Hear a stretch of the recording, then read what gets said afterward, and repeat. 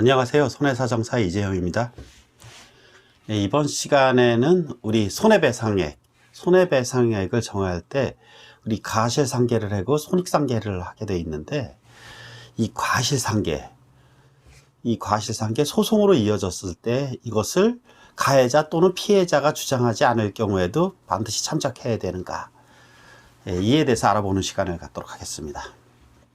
우선 이를 알아보기 전에 우리 손해액을 정하는 기본 원칙, 이 손해액은 불법행위가 있어야지 정할 수 있는데, 이 불법행위라는 것은 민법 750조에 규정되어 있죠.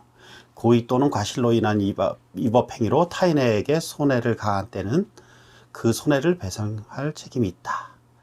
여기서 주관적 요건으로는 고의 또는 과실을 요하고, 객관적 요건으로는 위법행위와 그로 인한 손해라는 결과가 있어야 되죠. 여기서 고의라는 것은, 고의라는 심리 상태는 인식과 의도로 구성되어 있는데, 이 과실은 이에 반하여 사회 통념상 요구되는 주의 의무를 다하지 않아서 이러한 인식과 행위 결과에 대한 인식과 의도가 탈락한 심리 상태를 말합니다. 그 다음에 객관적 요건으로 단 위법성. 손해가 발생할지라도 적법행위로 인한 경우에는 그 손해를 배상해 주는 것이 아니라 토지 공용 수용이 대표적인데, 이러한 경우는 우리 손실보상이라 그러죠. 손해배상과 손실보상, 배상과 보상, 용어 분명히 차이를 두어서 써야 합니다.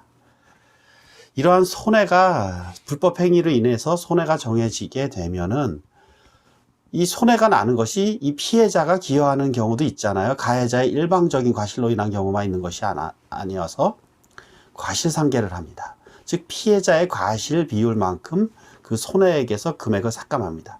이를 과실상계라고 하죠.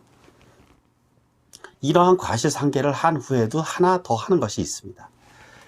손해는 기본적으로 자기가 받은 실제적인 손해 이상으로 그 손해를 배상해주면 안 된다는 원칙, 이중이득 문제의 원칙이죠. 이런 손해배상의 기본 원칙이기 때문에 이 손해로 인해서 이득을 받는 경우도 있을 수 있습니다. 이러한 이득을 공제하는 이것을 손익공제라고 합니다. 그러면 본론으로 오늘에 들어가서, 여기서 이러한 과실상계, 손익상계 등 이런 것은 우리 필수 요건인가? 손익상계는 나와 있지 않고 법원에 이 과실상계에 대해서 이것이 필수 요건인가가 문제되었던 사안이 있는데, 군대에서 장병들 간에 총기 사고가 나서 장병이 사망한 사건이 있었는데, 원심법원에서는 이 피해자, 즉 사망한 피해 장병의 과실을 주장하지 않았습니다.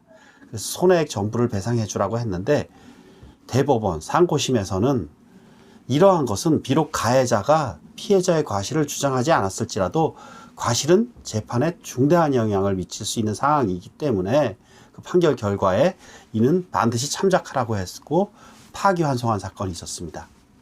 우리 소송의 기본 원칙은 기본적으로 주장하는 것 이외에는 판단할 필요가 없습니다.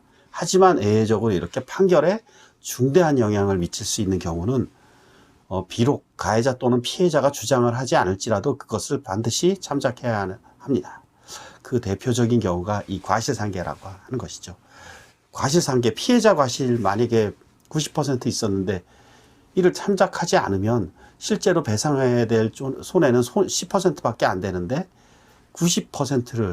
100%를 배상해 주는 꼴이 되기 때문에 이것은 공평의 관념에 맞지 않습니다. 따라서 이러한 이유 때문에 피해자의 과실은 우리 소송으로 이어질 경우에 주장하지 않을지라도 법원은 반드시 이를 참작해야 하는 것입니다. 이번 시간에는 과실상계는 소송에서 필수 요건인지 여부에 대해서 알아보는 시간을 가졌고, 다음 시간에도 좋은 강의 계속 이어갈 것이니까 이재영 손해사정TV 구독과 좋아요 부탁드립니다. 고맙습니다. 손해사정사 이재영이었습니다.